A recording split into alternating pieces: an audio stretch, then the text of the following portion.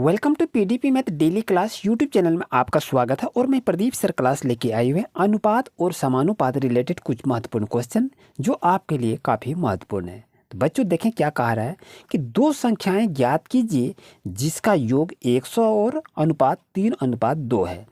तो यहाँ पर दो संख्या आपको ज्ञात करने के लिए कहा रहा है। ऑप्शन नंबर ए, बी, सी और डी, इस तरह से आपके पास 4 ऑप्शन रहता है।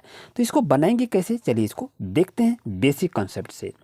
जैसा कि देख रहे हैं संख्याओं का योग क्या करेंगे, संख्याओं का योग क्या दिया है, तो संख्याओं का योग दिया है 100 दिया है। तो यहाँ पर क्या करेंगे, 100 को लिख लेंगे। अब यहाँ देखिए पहली संख्या, अब ये देखिए यहाँ संख्याओं का अनुपात, ध्यान दीजिएगा, संख्या का अनुपात बच्चों क्या दिया है, 3:2 दिया है। मैंने क्या किया, 3:2 को लिख लिया।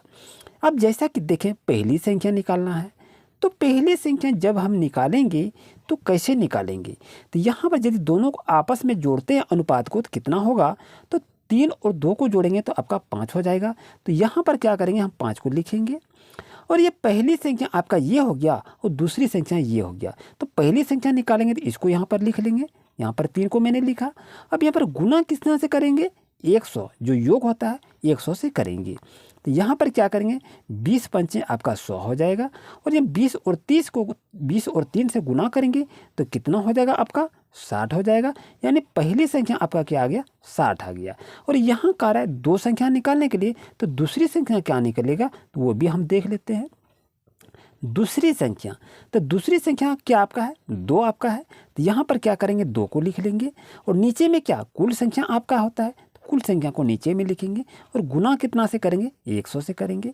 अब देखिए 20 पंचे 100 कट जाएगा, 20 और 2 से गुना करेंगे तो कितना होगा, 20 दूनी 40 हो जाएगा। देखिए पहली संख्या आपका आ गया 60 और दूसरी संख्या आपका आ गया 40। यानी कहने का मतलब है कि ऑप्शन नंबर ए आपके लिए सही रहेगा। अगर हम देखें कि 60 और 40 क्या ये सही है, इसकी जांच भी कर लेते हैं। चलिए इसका जांच कैसे किया जाता है, ध्यान दीजिए।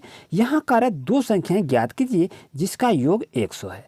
तो यानी हम पहली संख्या आपका 60 निकला, तो यहाँ इसको 60 को लिखा, प्लस योग का मतलब प्लस होता है।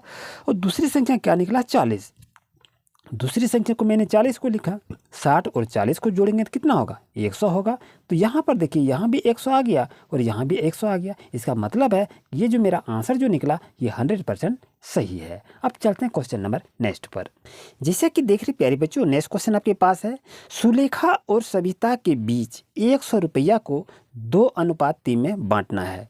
और यहाँ आपके पास इस तरह से 4 ऑप्शन दिया रहेगा। तो इसका सॉल्यूशन कैसे करेंगे देखते हैं।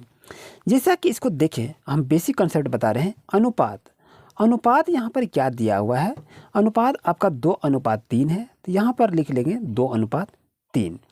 अब हमें निकालना क्या है, सुलेखा के बीच कितना आएगा, सुलेखा का हिस्सा। तो यहाँ पर लिखेंगे सुलेखा का हिस्सा। इसका हिस्सा क्या होगा, कैसे निकालेंगे, देखिए जैसे आपके पास यहाँ 100 है तो यहाँ पर कुल हम 100 लिखेंगे, गुना करेंगे। ये आपका सुलेखा है, ये सविता है। सुलेखा का हिस्सा कितना हो गया, 2 आपका हो गया। तो यहाँ पर क्या करेंगे, ऊपर में 2 लिख लेंगे। और ये अनुपात वाला जो होता है ये दोनों को जोड़ के नीचे में लिखा जाता है। 3 और 2 को जोड़ेंगे कितना होगा, 5 हो जाएगा। और 5 से 100 कटाएंगे तो कितना होगा, 20 हो जाएगा। 20 और 2 को गुना करेंगे तो कितना होगा, 20 दूनी 40 हो जाएगा। यानी कहने का मतलब है सुलेखा का हिस्सा कितना निकला, 40 निकला। यानी इसमें से देखिए कहीं भी आपका है 40 शुरू में, तो यहाँ पर है। तो ऑप्शन नंबर बी बच्चों आपके लिए सही रहेगा। अगर आपसे कहेगा सविता का हिस्सा, तो सविता का हिस्सा उसका भी हम निकाल लेते हैं।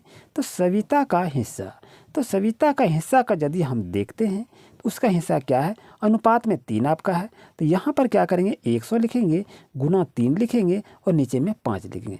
5 20 100 कर देंगे, 20 और 3 को गुना कर देंगे, कितना होगा, 20 या 60 हो जाएगा। यानी कहने का मतलब 40 और 60 इसका सही आंसर होगा, जो कि ऑप्शन नंबर बी में आपके लिए 100% सही रहेगा।